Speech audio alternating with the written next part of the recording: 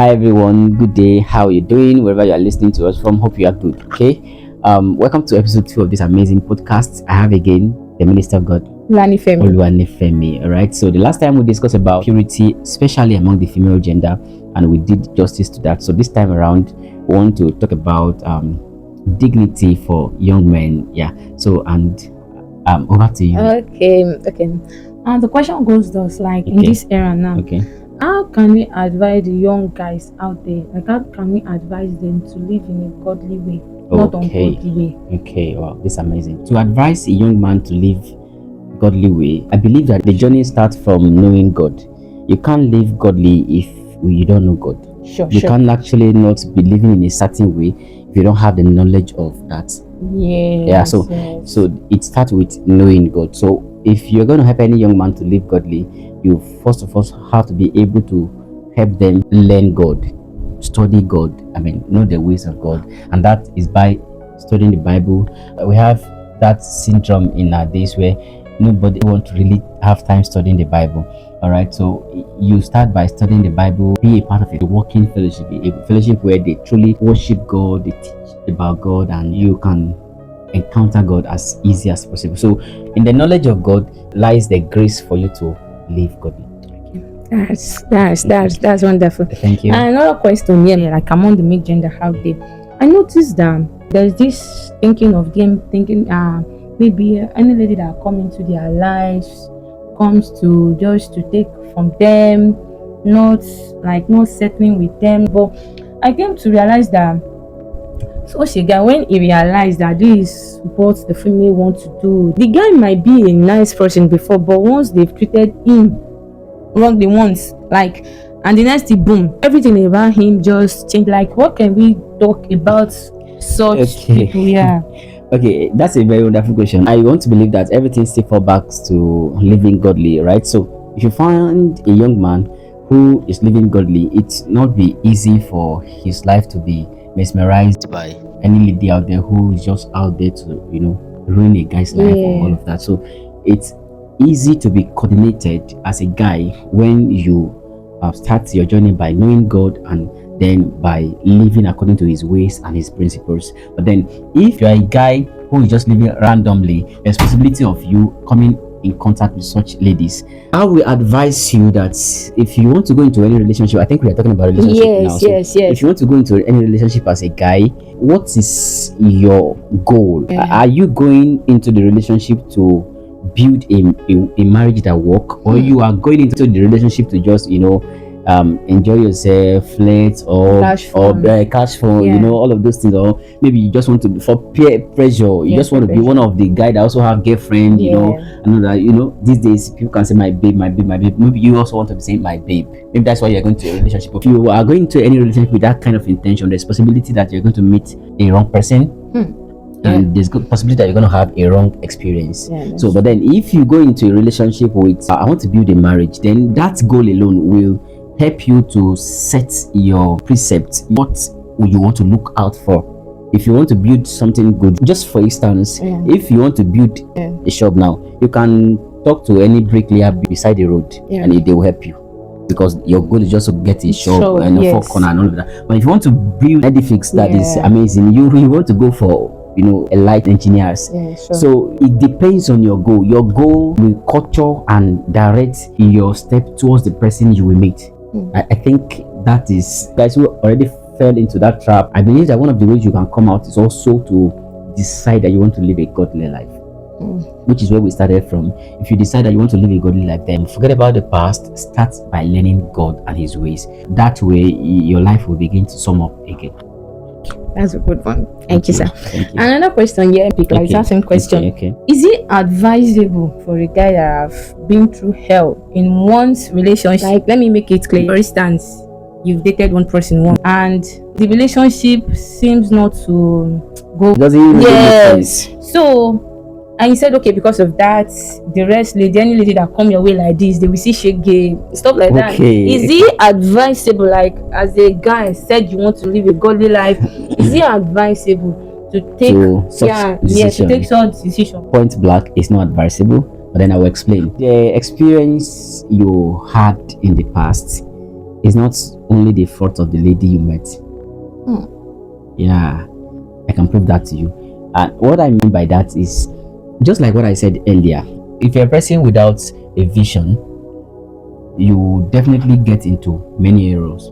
But if you know where you're going, you will know which road that does not lead there. Yeah. So that means that if you had a relationship that is very bad, lady cheated on you or did all kind of stuff and went away, it might be because you were not prepared for the relationship. You didn't consult God before you go into that relationship. You see now that with all of these factors, the fault is not all of the ladies alone. So if the case like that happened, you concluding that any other lady that is coming, you will show her shege.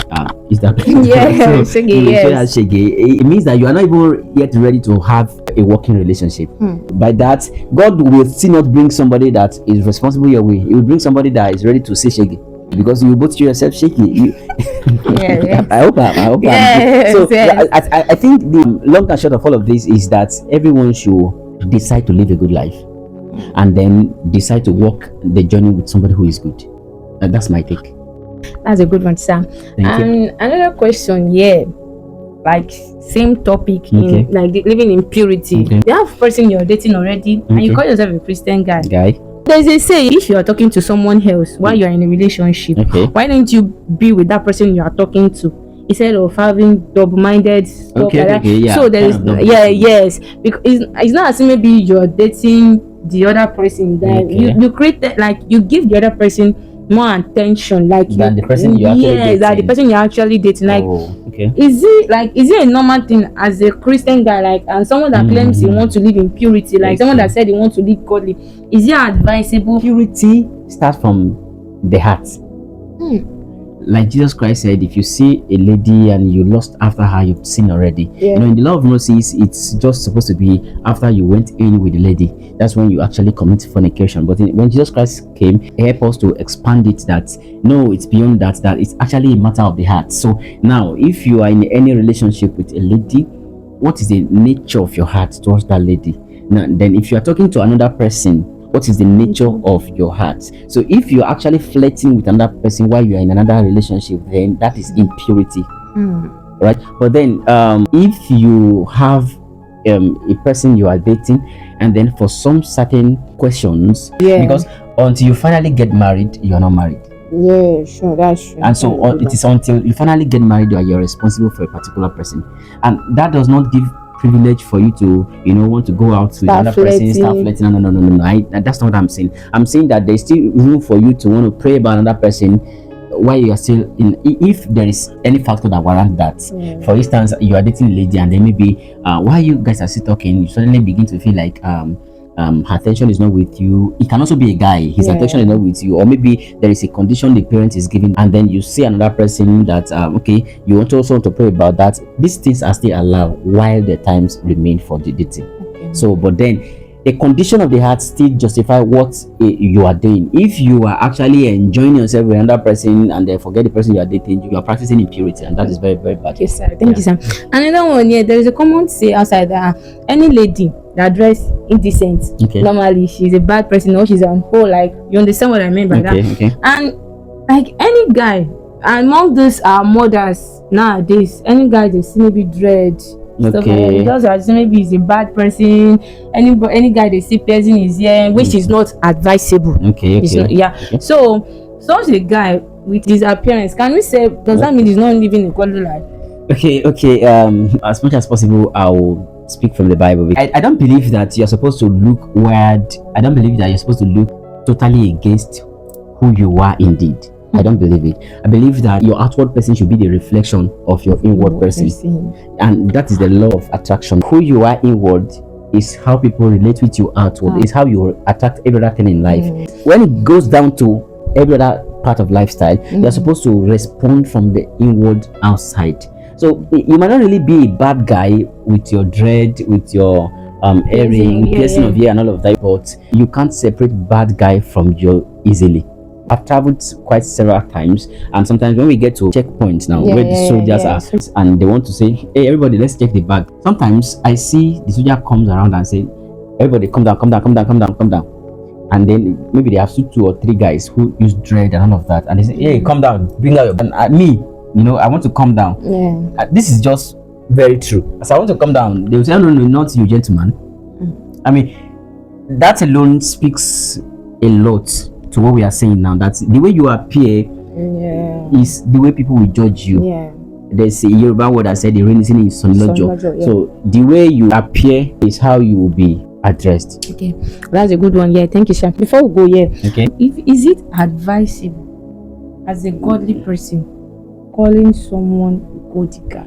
Okay, I do not believe that it's advisable because your language should reflect your inner person. If you're a child of God, there are what we call foul languages that you shouldn't use at all. Aside foul language, is it advisable for them to even think that such person is a gold digger? There's possibility of thinking so if there's reality attached to that. For instance, we are talking reality here now. We must not be biased, right? So if that is the case, a guy who had met a lady and he showed her his pure intention that hi beautiful lady, I'm interested in you and I want to get married to you if it will work. So sorry for cutting you off. Some guys can be very, very corny at times. I agree. So I'll talk on that, but let's finish this side first. Okay. So what I'm trying to say is this: if the guy shows his pure intention and the lady actually knows that this guy is sincere, that he wants to get married to her, and then he now give you a chance to go and pray about it, make research about me and see if we can go along. And then eventually the lady starts to like, oh, this guy, because if you can marry somebody, especially as a lady, after 1 month of living together, you should know. But then in all of that, if the lady still eventually went ahead demanding for all of that and all of that, there's this post I used to see on Facebook that if you propose to them today, tomorrow their gas has finished. so I've never had that experience, but I'm just saying. So it's such a person. If the guy now said, "Oh, I met a gold digger," I think he's not wrong because that was the expression that the lady gave him. So, but then for guys who are also cooning, like I said from start, the lady and the guy, they both go dig themselves. So there's any English like that. So the point is just carry a mindset and you will see someone that have the same kind of mindset as yours. So and it all goes down to let's live a godly life, because that's what we are talking about here. If you decide I want to live godly, you'll find someone eventually. It might be tough a bit. Eventually, how you present your heart, how you are flexible in the hand of God is what makes everything get better for you. So forget about the narrative out there. You keep seeing such things as long as you don't get transformed. So when you are transformed and you start living godly, your experience will be totally different. For me now, I don't know about all of these things that you said. Yeah, I never had an experience of anything gold digger or calling guy or whatever it is before. Yeah. And to the glory of God. Yeah. Okay, we've all heard what our daddy said. Now we understand what it takes to live a purity life, to live a godly life, for male, also for the female. Let's learn how to dress decent. Let's learn how to use some word. There are some words we should use, and there are some words we should not use. The way we dress matters a lot. Before you said you want to live godly, you need to even know the God. So I pray may God help us. Amen. And this is the end of the podcast. Thanks for watching. Thank you. Bye.